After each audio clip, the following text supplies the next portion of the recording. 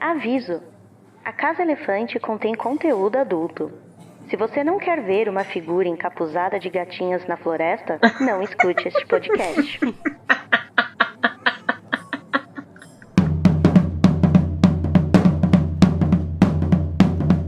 Olá, boas-vindas à Casa Elefante. Puxe uma cadeira, pede um café e vem discutir a obra da J.K. Rowling capítulo a capítulo com a gente. Hoje, o 15º capítulo de Pedra Filosofal, A Floresta Proibida.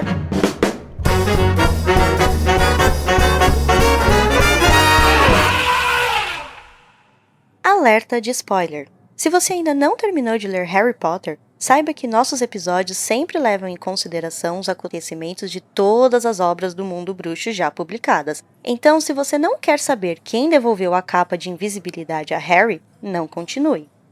E eu sou Fernanda Cortez e estou aqui com Larissa Andrioli, que perdeu 50 pontos de uma vez. Pois é, gente. Pelo crime de amar demais. Estou aqui também com Nayara Sevciuk, que é mais amiga do Snape do que o Filch. Eu acho que eles trocaram as frases. Gente, eu não sei de onde saiu essa informação. Cancela. Vamos para o momento mais aguardado, mais divertido do episódio, que é o nosso duelo de resumos, onde cada um dos participantes vai fazer o seu resumo de 30 segundos do capítulo e eu vou escolher qual é o melhor. Nayara, você quer par ou ímpar? Ímpar. E deu par, Larissa. Você quer ter o direito de começar ou quer que a Nayara comece? Eu vou ceder minha vez pra Nayara começar. Obrigada, amada. Obrigada. Amiga. Era tudo que eu queria. Então, Nayara, agora você vai tentar fazer um resumo de 30 segundos do capítulo A Floresta Proibida. Em 3, 2, 1, valendo. Depois do Harry, da Hermione e do Neville serem pegos lá na torre de astronomia, o Filch leva eles pra sala da Minerva. Cada um perde 50 pontos, recebem detenção. Todo mundo fica muito puto com os 3 grifinórios. O Harry escuta o Quirrell falar sozinho, entre aspas. Harry, Draco, Hermione e Neville vão pra detenção na floresta com o Hagrid às 11 horas da noite. Todo mundo fica cagado de medo, menos o Hagrid, porque ele tá tite por causa do Norberto. Eles encontram centauros muito doidos. E acabou! E quase eu cheguei lá. Quase, hein? E aí, Larissa, você acha que você consegue fazer melhor? Não vou criar expectativas. Nem em mim, nem em ninguém. Mas eu vou tentar. Vou surpreender os fãs. Então vamos lá, Larissa. Você vai tentar fazer um resumo de 30 segundos do capítulo A Floresta Proibida. Em 3, 2, 1, valendo! O Harry e a Hermione são pegos pela Minerva e aí ela também pega o Neville, que tava tentando ajudar eles, e o Draco, e os 4 vão pra detenção de noite na Floresta Proibida com o Hagrid. E aí lá eles encontram os centauros e que falam que Marte tá muito doido, tá brilhante e que tá uma coisa escrita no destino do Harry. E eles veem também uma figura engatinhando, né, de capuz e tal. E... ai meu Deus, o que mais acontece? E eles pensam que eles deveriam chamar o Dumbledore, né? Mas não deu. E acabou. Gente, eu esqueci metade do capítulo. E eu não cheguei no importante. A competição tá complicada, viu? Mas, por ter falado, assim, da figura de gatinhas e dos centauros, Larissa, eu vou escolher o seu resumo. Muito obrigada. Muito bom ser reconhecida. Eu voltarei. Esse momento é só meu. Muito obrigada. Você sabia que você pode ser um doador do Animagos, a casa do Estação 9¾ do Dose de Polissuco e da Casa Elefante através do PicPay? É fácil. É só entrar em picpay.me/animagos e escolher o plano. Você pode cancelar seu apoio a qualquer momento. O dinheiro que você doa pra gente é utilizado para trazer cada vez mais conteúdo acessível e de qualidade para vocês. picpay.me/animagos. Harry, Hermione e Neville, que saiu do salão comunal para avisá-los da enrascada de Draco, recebem detenção e perdem 50 pontos por cabeça, fazendo a Grifinória perder a vantagem na taça das casas. Isso ativa o modo Drama Queen na escola e assim começa o ranço dos alunos com Harry, que vai perdurar por mais 6 anos. Na detenção, na Floresta Proibida com Hagrid, buscam um unicórnio machucado. Depois de conhecerem 2 centauros, Harry, que se dividiu do resto do grupo, encontra o corpo do unicórnio sendo atacado por uma figura encapuzada que avança em sua direção. Firenze, um centauro, o salva e revela mensagens crípticas sobre o seu futuro. De volta ao salão comunal da Grifinória, Harry encontra sua capa de invisibilidade com uma nota. Por via das dúvidas... Conveniente. Bem conveniente, né? Esquece o principal item que vai ajudar ele pro resto da saga e ele volta com um bilhetinho, né? Gente, eu nunca vou perdoar esse esquecimento, inclusive. Eu acho muito absurdo. Tipo, como é que você vai parar num negócio invisível e depois você esquece o negócio que te faz invisível? Eu vou até que relevar porque eu uso óculos e vira e mexe, eu tô de óculos, eu tiro e eu esqueço que eu estava de óculos. Ah, mas Hermione estava lá. É verdade, Hermione não deixaria isso acontecer, né? E para começar a nossa discussão, Larissa, qual é a frase ou o momento que você escolheu para ler, já que você ganhou esse duelo de resumos? O que você quer trazer para nós começarmos o debate? Bom, eu queria aproveitar, né, que esse é o momento que aparecem os centauros. E eu queria discutir um pouquinho, perguntar um pouquinho, na verdade, a opinião de vocês sobre esses grandes isentões que são os centauros, né? O tempo inteiro em cima do muro. Vocês, nesse momento aí, vocês estariam com um agouro de, tipo assim, deixa os humanos de resolverem as coisas deles. Ou vocês estão junto com Firenze, fada da justiça social, une todos os povos. Ah, eu sou Firenze. Ah, eu sou agouro. Gente, a Grifinória e a Sonserina representadas. Não, sabe o que eu acho? Eu não acho que eles são isentões, assim. Porque eu acho que eles têm um lado que é, tipo, contra Voldemort. Isso eu tenho certeza comigo. Mas o que me incomoda é, tipo, você é contra o cara. Vocês podem ser úteis, mas vocês não querem fazer bosta nenhuma porque vocês não são da mesma raça, entre aspas. E eu já entendo eles justamente por isso. Quando você vai vendo da história e você vê toda a discriminação que os bruxos se acham os seres superiores da magia, que podem regulamentar como todos os outros seres mágicos, com consciência ou não, devem ser classificados, eu, como um centauro, também ia falar, você não é o fodão? Você não é o bonzão? Vai lá, resolve suas picas, não quero saber de nada disso não. Vocês que lutem. Mas né? isso já deu errado, essa separação deles. Os bruxos não mandam mais neles. Faz tempo, eu acho que eles tinham que ajudar, Eu entendo que se todo mundo trabalhasse junto, ia ser mais fácil você impedir um grande mal. Mas, pensando assim, eu bem provavelmente que num primeiro momento eu ia ser muito agouro, sabe? Não vou me envolver não, eles que se virem. Talvez se uma coisa ficasse, né, mais crítica, aí sim eu ia falar, vai ferrar o mundo inteiro, então eu vou me envolver, mas... Eu sou muito time agouro, gente. Não nego que sou Sonserina, né? Olha só. Olha, mas eu quero aqui, em nome das Sonserinas comunistas, dizer que eu sou Sonserina sim, mas eu estou com Firenze nessa. Tá vendo, gente? Tem Sonserina pra todos os gostos.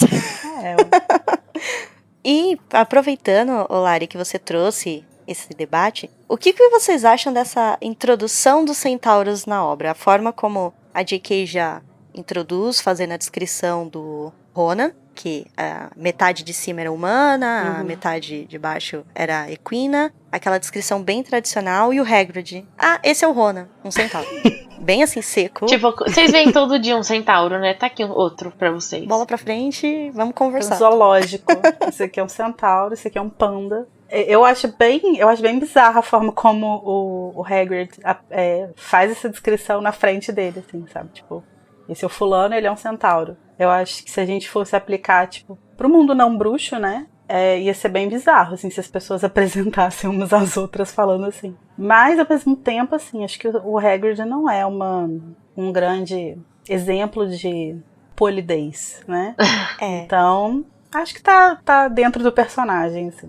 Seria mais estranho ouvir o Dumbledore, né? Ou a Minerva falando desse jeito, Sim, né? Do que o Hagrid. Nem passa pela minha cabeça o Dumbledore falando assim.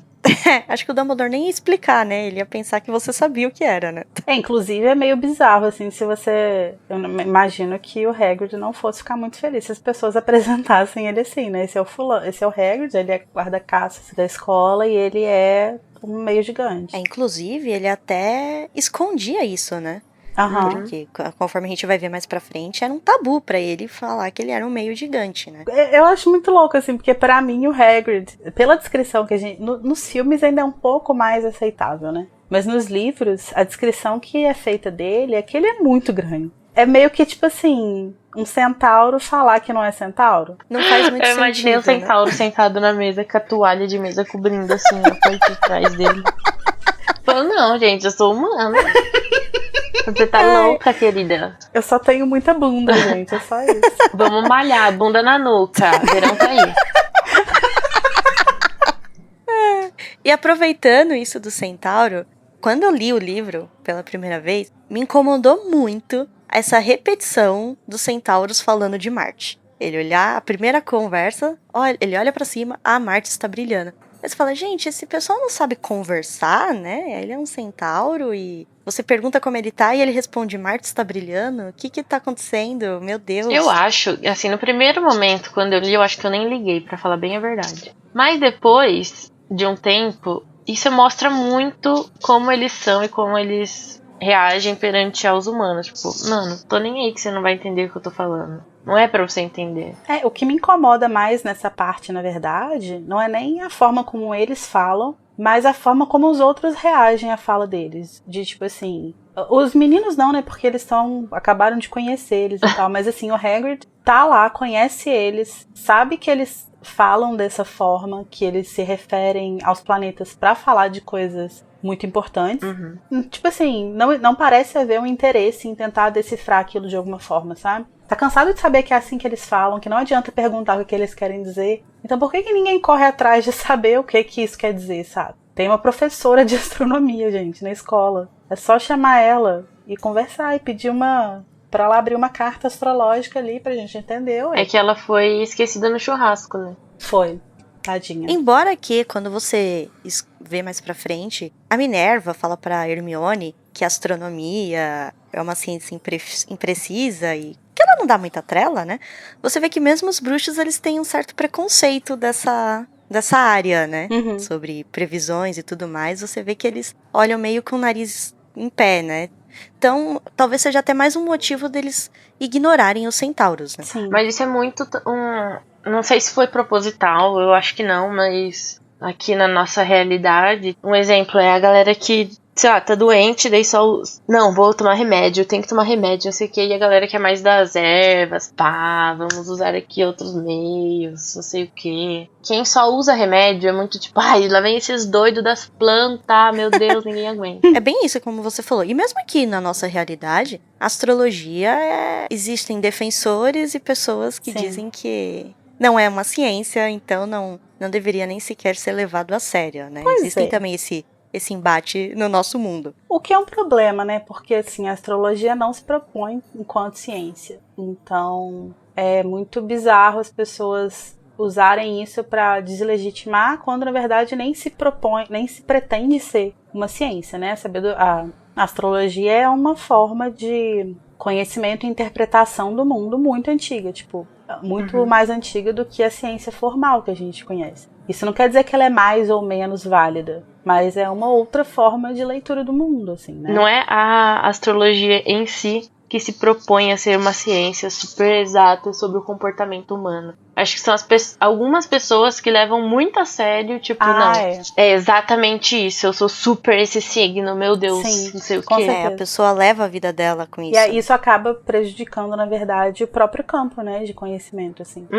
Porque não é para ser isso. Astrólogos sérios, né, que se propõem, de fato, a estudar, pesquisar e tal, volta e meia estão, na verdade, corroborando discursos científicos, assim. Eles não são negacionistas das coisas. São pessoas que confiam num discurso científico formal, ocidental, como que a gente segue, mas que, ao mesmo tempo, paralelamente, também tem essa proposta de leitura do mundo, né? Então, se você levar as duas coisas assim, não tem problema nenhum. O problema é você ou se agarrar na astrologia como uma questão escrita, né? Tipo assim, não tem discussão. Ou você ser completamente negacionista de tipo assim, não, gente, isso aí pra mim não existe porque quer ser ciência, quando na verdade não quer.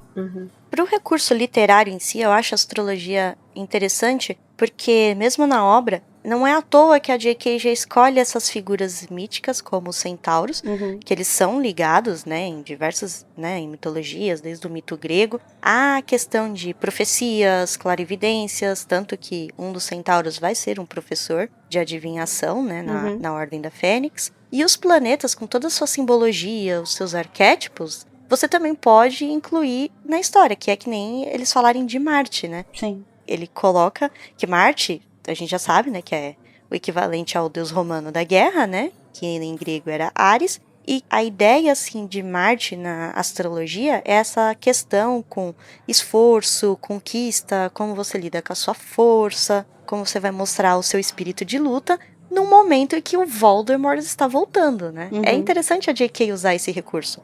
Porque é uma referência bem óbvia, na verdade, né? Quando ela coloca Marte. Qualquer pessoa que já, leu rapidamente sobre mitologia romana vai ligar Marte ao deus da guerra, e a guerra tem a ver com o Voldemort, né? Mas ela elabora isso de um jeito mais complexo, assim. Que não é só mencionar o planeta, né?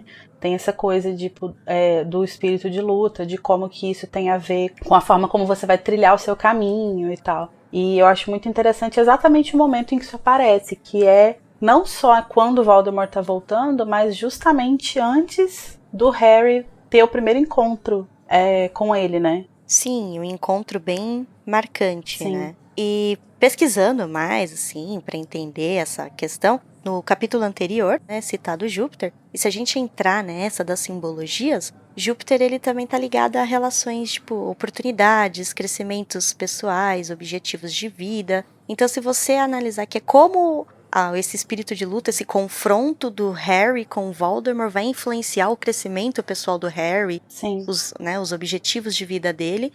Lógico que é uma interpretação, mas faz sentido com a obra, né? O quanto isso vai mudar o Harry. Inclusive, um dos significados, uma das leituras de Júpiter, né, da simbologia de Júpiter, é que ele não só está ligado às suas questões de crescimento, mas como a forma como você busca o sentido para sua existência. O Harry vai justamente pautar a existência dele nisso, né? Nessa guerra, nesse conflito com Voldemort, nessa busca por derrotar ele. Tão novinho, né? E já vai ser o salvador de um mundo inteiro. Um porquinho pro abate.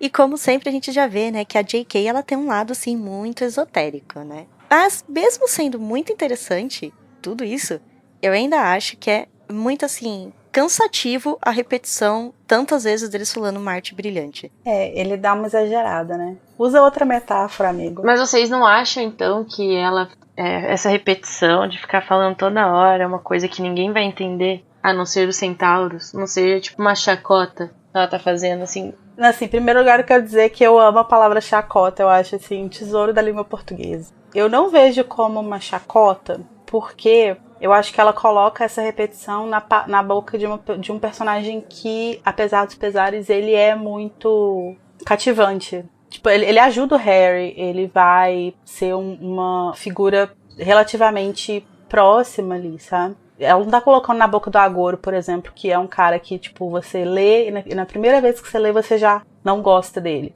Então, eu não sei. Eu acho que, não sei se existe um deboche em algum nível, assim. Eu não vejo, assim, muito como uma chacota, mas você pode interpretar também. Se você gosta, se você acredita em astrologia, você pode interpretar como a J.K. colocando, olha, assim, simbolismos na obra.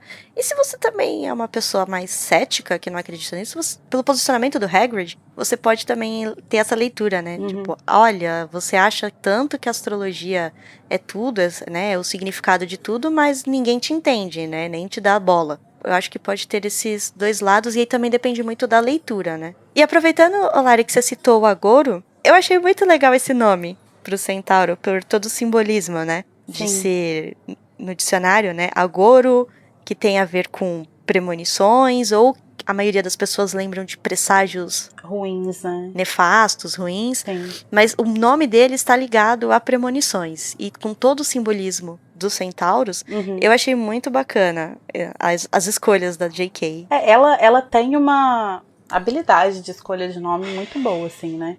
Você vê que dificilmente vai ter um nome ali que não passou por uma pesquisa extensa, assim. Eu acho bem legal. Apesar de eu achar, talvez, que o nome em português fique meio esquisito, assim.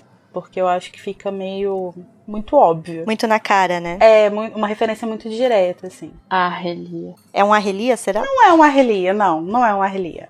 É só um comentário, assim. Porque, assim, o nome original é Bane, né? Mas Bane é uma palavra do inglês mais arcaico, né? Que tem meio que o mesmo significado, assim, mais ou menos. mas não é uma coisa que as pessoas usam correntemente pra falar de um presságio ruim, né? Enquanto que agouro é uma palavra que a gente usa no português corrente. A palavra bane em inglês, ela tá muito ligada à desgraça, à perdição, a algo que derrota alguma coisa, e já não tá ligada à premonição. Então, se você for ver, o agouro já tem um significado a mais. Então, a gente pode ter uma interpretação extra no português do que no idioma original. Enfim, com toda essa apresentação dos centauros, o Ronan, o agouro, o Hagrid termina, né? Os centauros se dispersam, o Harry fala que os centauros são diferentes, e o Hagrid, muito fofo, né, termina. Eles tem um bom número aqui, vivem isolados, não tenho nada contra, são meio calados, não conversam muito, com aquele famoso, né, legal, né, tenho nada contra, tem até amigos que são, e a gente já vê que o Hagrid não gosta muito dos centauros, né. Eu acho que justamente essa resistência que o Hagrid tem muito a ver com a personalidade dele, assim, que ele é uma pessoa muito pé no chão, assim. Apesar dele ser meio doido com algumas coisas, mas assim, ele é uma pessoa da terra, assim, né? Tipo, ele é um cara que trabalha na floresta e tal, ele lida com coisas muito palpáveis o dia inteiro, e aí vem galera falando de Marte. Aí eu acho que ele não tem muita paciência. Olha as estrelas, bicho. Qual é o signo do Hagrid? Aposto que ele é do elemento terra. O que eu acho muito engraçado é que você vai conhecer os centauros, vai ver todo esse lado um pouco mais místico das criaturas do universo da J.K., mas tudo isso só aconteceu por causa de uma detenção que eu acho muito bizarra. Chegar a cartinha pra eles falarem que a detenção ia ser às 23 horas pra guardarem o Filch no sagão. Gente, é muito bizarro mandar as crianças pra Floresta Proibida esse horário. É bizarro. Gente, essa detenção é toda errada. É completamente errada. E principalmente porque eles estão sendo punidos por estarem fora da cama de noite. E aí, como que eles vão ser punidos? Ficando fora da cama de noite. Aonde?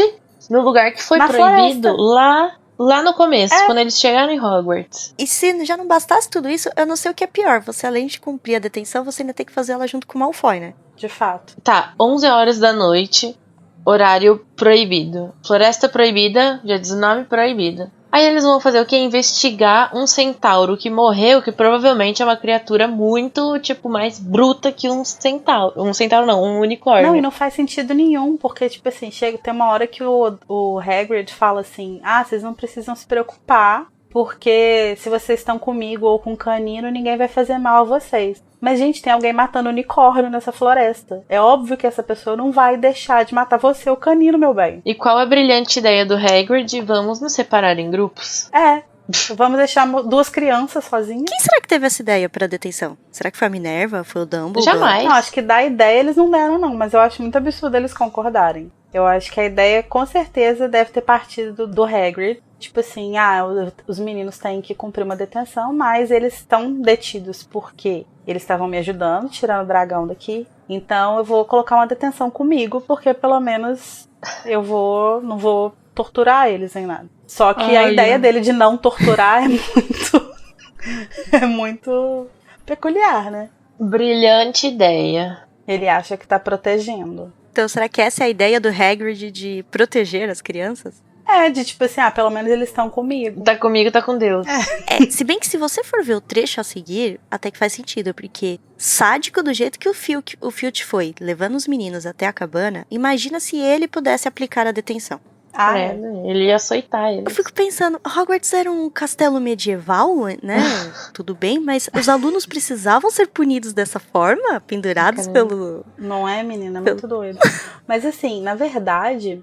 É lógico que não é nesse nível, né? Mas o sistema de ensino britânico, ele é bem diferente do nosso sistema de ensino, assim. Então, existe um certo nível de punitivismo, assim mesmo, né? De detenção, esse tipo de coisa. Só que eu acho muito bizarro como que a sociedade bruxa, de forma geral, é muito punitivista. Desde Hogwarts, em que você pega alunos de 11, 12 anos e manda eles pra floresta pra descobrir o que aconteceu com o unicórnio, até, tipo assim, você pensar que na prática existe uma pena de morte, né? Então, é uma sociedade muito punitivista, assim. Você tem A existência dos dementadores, por exemplo, né, que a gente vai ver mais pra frente, é muito questionável como que você pega uma figura daquela e coloca como a mão do Estado, sabe? Tipo, pra cuidar de pessoas, né? Porque são prisioneiros, mas são pessoas, né? E é muito doido isso. Tipo, é uma sociedade extremamente punitivista e isso começa desde Hogwarts.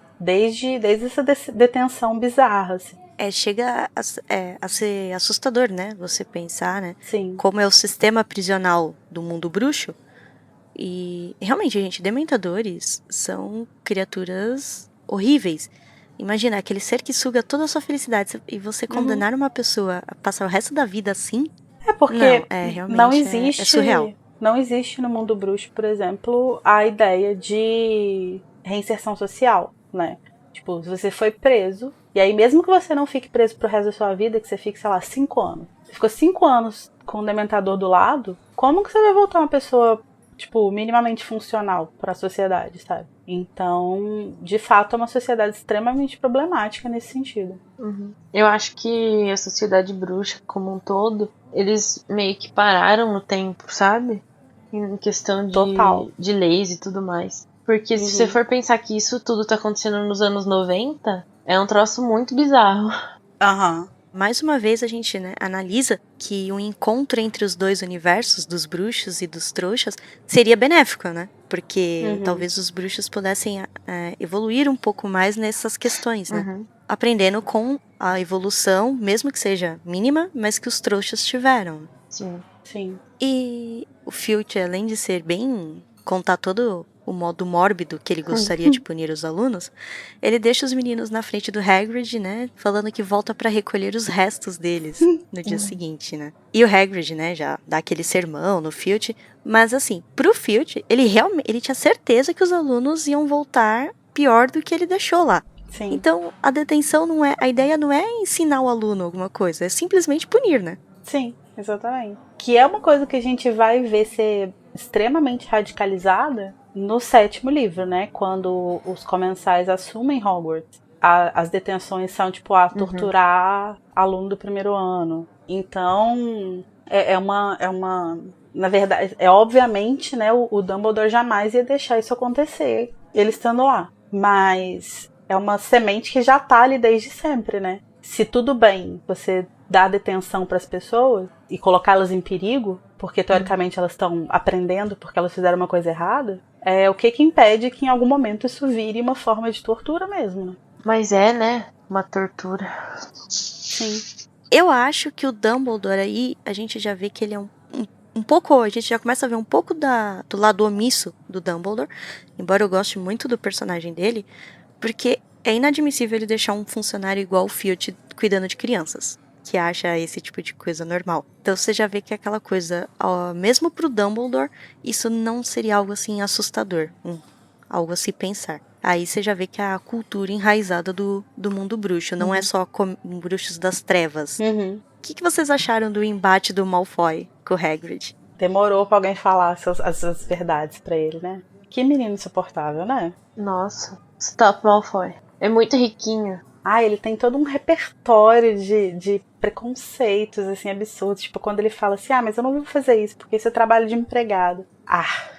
Amado, deixa eu te contar uma coisa. Pelo amor de Mas Deus. eu acho muito hilário quando o Hagrid fala, então volta pra casa, fala pro seu pai que você vai ser expulso de Hogwarts. E o que ele vai achar? E ele fica com aquela cara de, ok, eu vou entrar na floresta, né? Mesmo achando a floresta demais, nessa hora, por ser o Malfoy, até que eu comemorei. Nossa, eu sempre comemoro quando ele se ferra. Eu quero mais que se ferre mesmo. E, pra ajudar, né, o Malfoy, que só serve pra isso, ele sai correndo, o canino corajoso se manda, e o Harry fica lá, congelado, e a criatura meio que tenta ir pra cima dele. E ele é salvo por outro centauro que nós vamos conhecer com o passar do tempo e gostar ou não, que é o Firenze. Eu acho essa cena muito importante até para construir os centauros enquanto personagem em grupo, assim, né? Pra gente não achar que todos os centauros estão meio que em cima do muro, assim, tipo igual o agouro, né? É muito legal mostrar o o Firenze se posicionando e até se humilhando, né, na visão dos próprios centauros, assim, deixando o Hagrid o Hagrid não, que aí, coitado. Deixando o Harry montar nele e tal, né? Então mostra que ele tá bem disposto, tipo, a fazer sacrifícios pra contribuir de alguma forma, né? E eu acho interessante que o Firenze é o único ser sensato nessa história inteira, porque ele fala: é melhor você voltar pro Hagrid, a floresta não é segura a estas horas. Principalmente pra você. Não é? Você fala: sério? Até que enfim alguém enxergou isso? Moço, eu nem queria estar aqui. E o Firenze a gente já vê também que ele conversa mais do que os outros centauros, né? Ele é bem mais direto, né? Ele não fica falando muito por metáforas e tal. Ele é bem mais ao ponto, assim. E aí que a gente vai entender o tabu do sangue do unicórnio, né? Porque ele vai explicar pro Harry que se alguém toma do sangue de um unicórnio, ele está condenando a ter uma vida, né? Uhum. Medíocre, uma vida amaldiçoada. Ele pode até viver mais, mas, tipo, vai viver amaldiçoado. E que pessoa gostaria de viver assim, né? Valdemar. Oh. Tum, tum, tum. Mas pelo jeito, aí o sangue do unicórnio, ele também não é... Ele é meio temporário, né? Os efeitos. Sim. Porque ele tem que continuar voltando. E até o motivo dele tá atrás da pedra filosofal, né? Porque Sim. a pedra, talvez o poder dela seria mais forte. Que inclusive, curiosamente, era pra ser segredo e era pra ela estar protegida, mas todo mundo sabe que ela tá lá, né? Porque as crianças Sim. do primeiro ano sabem, os professores sabem, o Hagrid sabe, os centauros sabem. Capa da Veja. Capa da Pedra filosofal está em Hogwarts. Saiba mais. Saiba como passar por fofo. E depois de passar toda essa história pro Harry, né, dar uma explicação que até agora ninguém tinha se dignado a explicar pro menino, que o Voldemort quer a pedra filosofal porque ele quer voltar à vida, sobre o sangue do unicórnio, sobre o futuro do Harry, o Firenze deixa ele em segurança no terreno da escola. E aí o Harry, mais uma vez, consegue, diante de tudo isso, tirar uma conclusão errada. E achar que é o Snape que tá pegando a pedra. Eu amo. É impressionante. É esse menino que é o escolhido. É impressionante. Você vê, tem a Hermione, então o Harry, e o escolhido é o Harry. Ai, complicado. Harry. O Harry volta, né, todo eufórico pra contar pro Rony, né, o que ele descobriu. E o Rony, qual que é a desculpa do Rony pra contestar os centauros? Mas quem disse que centauros têm razão? Está parecendo adivinhação, e a Minerva diz que adivinhar o futuro é um ramo muito inexato da magia. Sério, o único ser sensato que falou a verdade pra ele e você não acredita porque é adivinhação. Ninguém merece. Ah, mas isso é culpa da Minerva. Minerva influencer. Fake news. Minerva propagando fake news, desacreditando os centauros, uma minoria. Mas é muito legal como que ela já planta, a J.K., né, já planta aqui essa trama que vai envolver a história da Hermione no terceiro livro, né? Uhum. Ela realmente vai passar os próximos 2 anos acreditando que que a adivinhação é um ramo muito inexato, tanto que ela vai abandonar o curso, né? Que a astrologia não é ciência.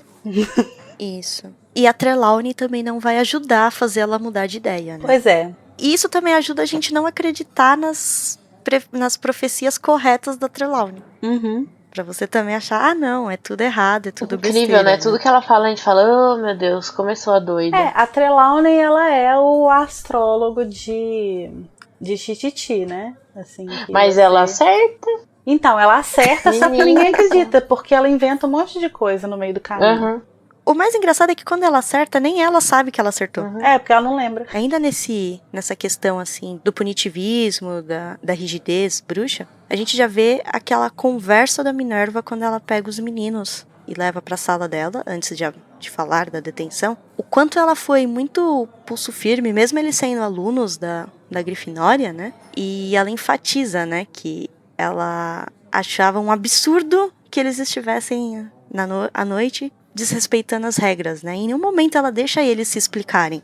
Uhum. O que é bem típico dela, assim, né? Ela é bem consistente nesse sentido, né? Ao longo dos livros, assim. Em alguns momentos ela tá certa, em outros momentos nem tanto, assim. Como nesse caso, assim. Não que ela estivesse errada, mas assim, né? Que ela não dá nem espaço para que eles tentem explicar e tal. E tem uns casos muito bizarros, tipo, no terceiro livro, quando ela resolve deixar o Neville do lado de fora da sala comunal. Sendo que, teoricamente, tem um assassino à solta.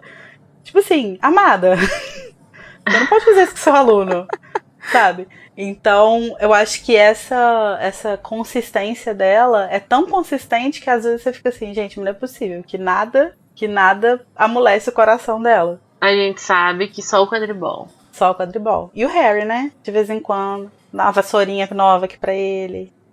Pra você ver como ela tava tão irritada que a punição dela de tirar 50 pontos de cada um, do Harry, da Hermione e do Neville, acabou com a vantagem que o quadribol deu. Então ela tava muito irritada mesmo. Nossa, ela chorou esse dia, certeza. Eu adoro as fanfics, gente, que tem... Que a Minerva e o Snape são meio... Não amigos, mas, tipo assim, tem uma relação saudável de colegas de trabalho. Eles ficam apostando no quadribol.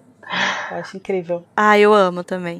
Agora, há uma coisa aqui que eu já acho que... Não sei se é aquela questão que a gente falou em alguns capítulos, que talvez alguns detalhezinhos da obra inteira ainda não tinham sido pensados, ou foi apenas um erro de julgamento da Minerva, mas eu acho muito exagerado quando ela diz que ela nunca teve tão desapontada com um aluno da Grifinória. Só que a gente sabe depois que o quarteto maravilha lá dos marotos, eles quase matam o Snape. Uhum. Eu acho que é um pouquinho pior do que ser pego durante a noite na torre de astronomia, né? Será? Eu acho que ela tem apesar dela ser uma mulher muito severa e muito rígida e tal, eu acho que ela tem um toquezinho de drama ali. Ela gosta de fazer um drama, nossa, mas isso nunca aconteceu, vocês são os piores, não sei o quê.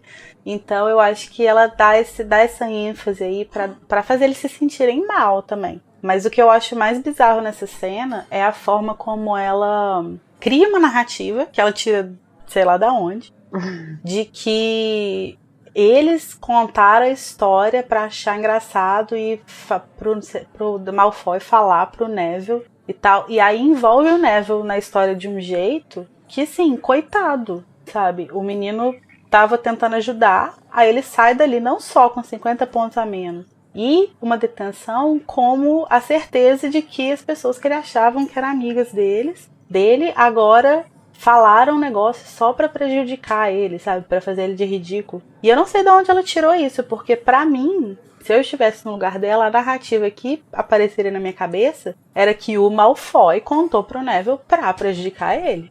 E aí eu não sei de onde ela tirou. Que faria mais sentido. Sim. E aí por que o Harry faria isso pra prejudicar o Neville, sabe? Tipo, não faz sentido nenhum. Então, essa conversa toda dela falando, desde a hora que ela começa, não é preciso ser um gênio, não sei o que lá. Aparentemente é sim, né, amiga? Não, gente, pra mim não parece a Minerva, sabe?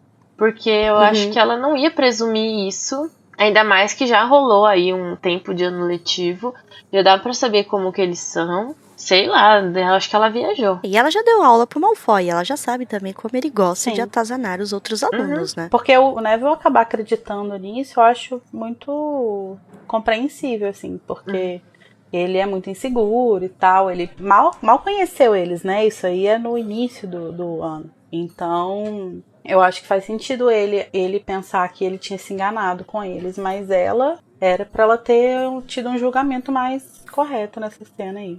O único momento desse diálogo que eu ainda consigo ver, que é a Minerva, é quando ela explica dos pontos e o Harry começa falando, a senhora não pode, e ela dá aquela bravata, né? Não me venha dizer o que eu posso e o que eu não posso, Harry Potter.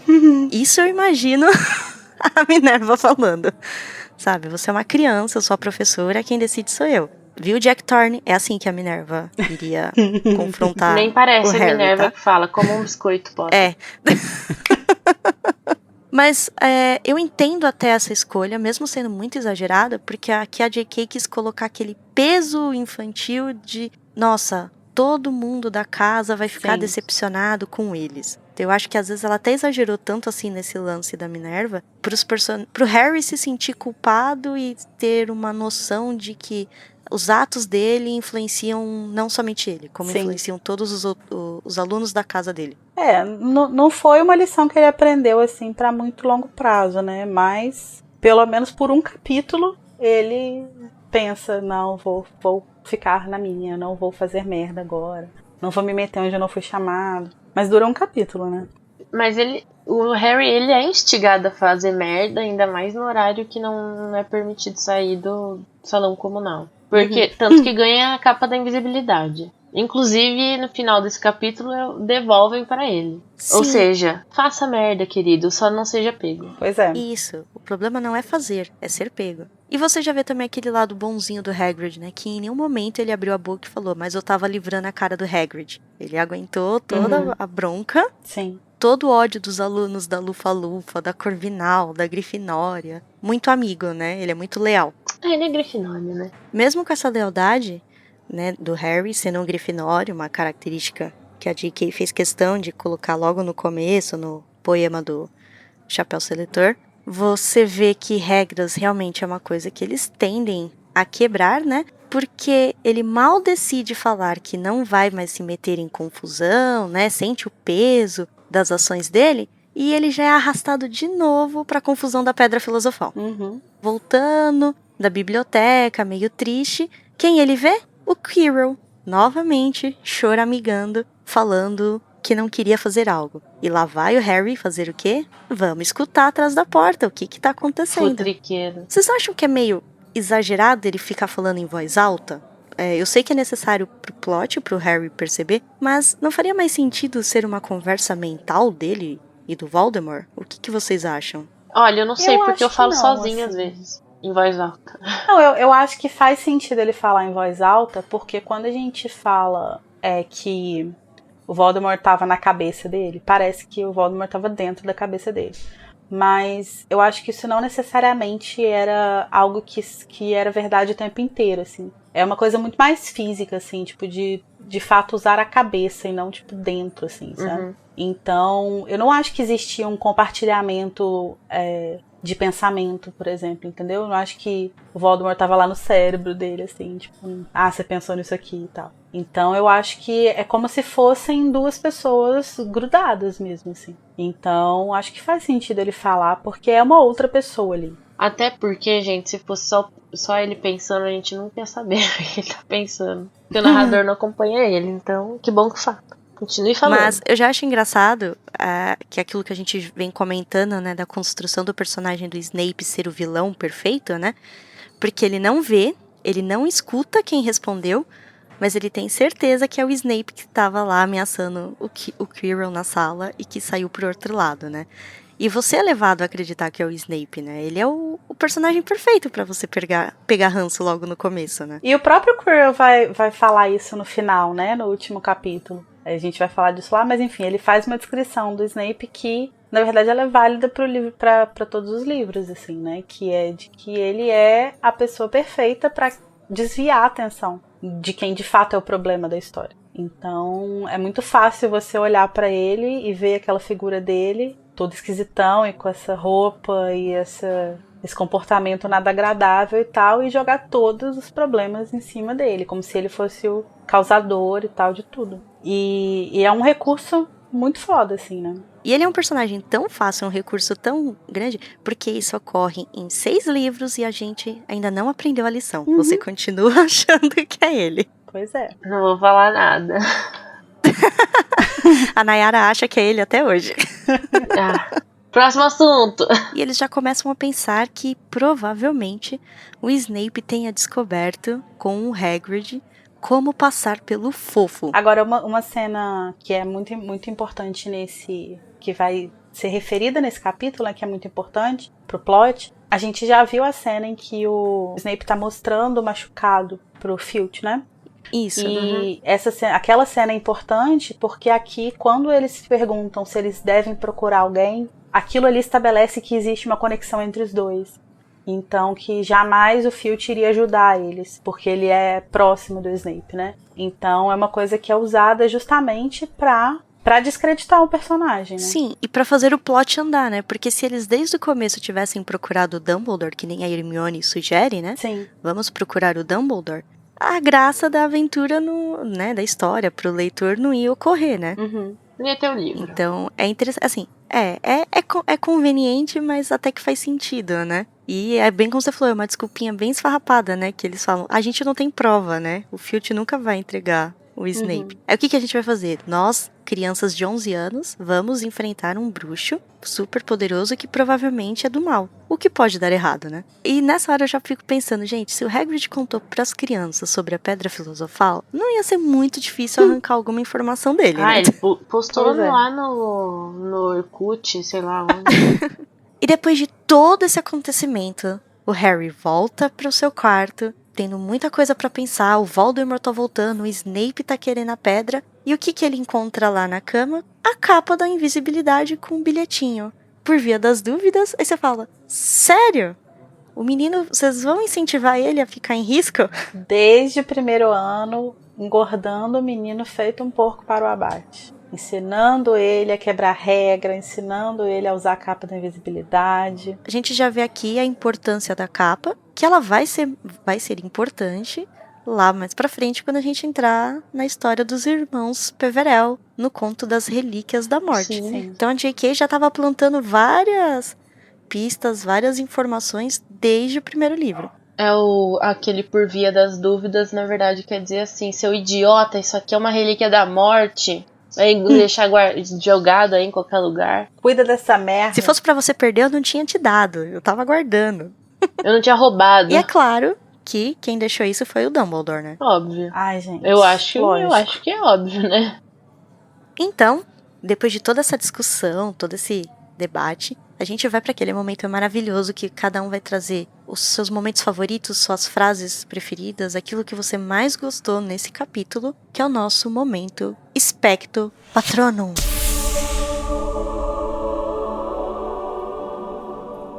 E para começar, Nayara, Oi. me diz qual é o seu momento Expecto Patronum desse capítulo? Gente, pra mim, toda vez que eles falam, Marte está brilhante. Sério? Porque eu amo que isso emputece o Hagrid. Eu amo isso. Nossa, mas você viu, menina? Marte tá brilhante hoje, hein? Rapaz do céu. Nunca vi. Mas e aí, tudo bem? Não, Marte tá brilhante. Marte, menina. Olha. Mas brilha, menina. Não, eu tô bem, quase mas vendo Marte não tá de bem, mandar não. ele enfiar Marte. Eu acho eles muito, muito debochadíssimos. Porém, com um pouco de informação. Sempre. E você, Larissa, qual é o seu momento? O meu espectro patrono vai para o Firenze, fada da justiça social, lutando pela união de todos os povos, para que a gente derrote o Voldemort. Acho sensacional. Não, essa hora Cristal. é cristal lapidado, Cristal né? lapidado. O meu momento, gente, aproveitando a mesma ideia da Nayara, de deboche, é o Hagrid sendo debochado com o Malfoy. Quando ele fala, eu não vou fazer isso, e o Hagrid, ah é? Então tá bom, não faz, volta pra sua casa, quero ver o que seu pai vai falar. Eu amo essa cena. Ai, os debochados são os Eu melhores. queria ver a cara do Malfoy, né, tipo, fazendo aquela careta dele, tipo, acho que meu pai não vai gostar. Eu adoro essa cena. Como a gente agora deu risada, vamos para aquele momento que mais te irritou, que mais te deixou triste, que você falou, eu detestei isso, eu achei uma parte muito macabra, muito triste da história, que é o nosso momento Avada Kedavra.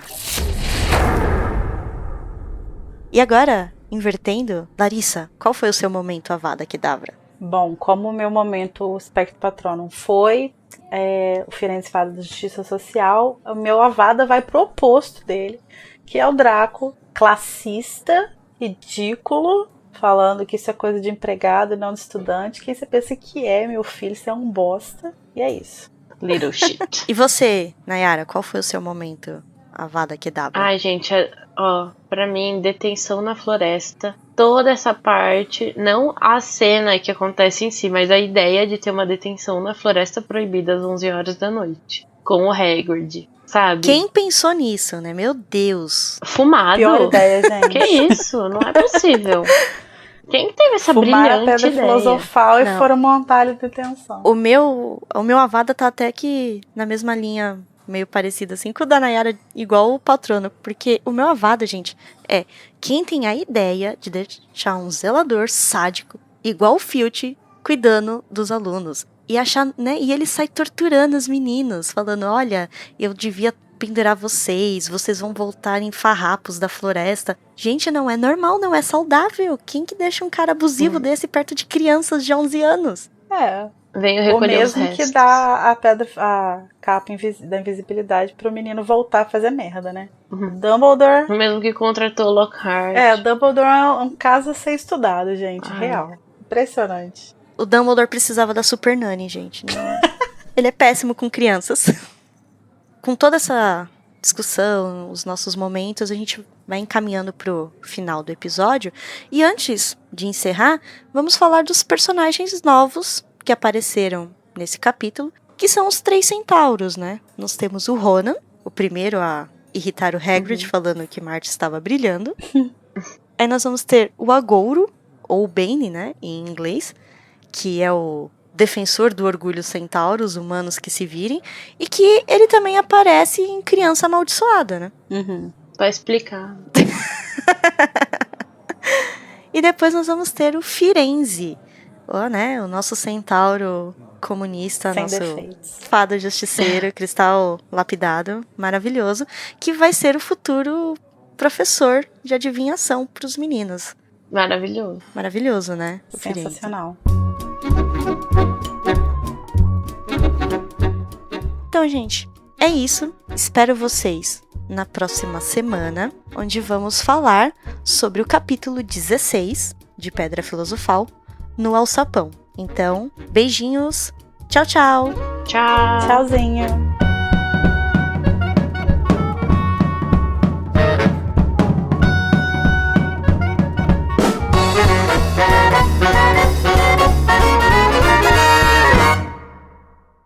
Esse podcast é produzido pelo animagos.com.br. A direção é feita pelo Igor Moreto e Sidney Andrade. A produção de pauta é da Fernanda Cortez. Carol Lima, Danilo Borges, Igor Moreto, Júnior Code, Larissa Andrioli, Nayara Sevciuk e Sidney Andrade fazem assistência de pauta e apresentação. A identidade visual é do Edipo Barreto. A música tema Song of India, originalmente executada por Ableton's Big Band, teve a engenharia e gravação pela Telefunken Electroacoustic, foi mixada por Igor Moreto, que também faz a edição e finalização do podcast.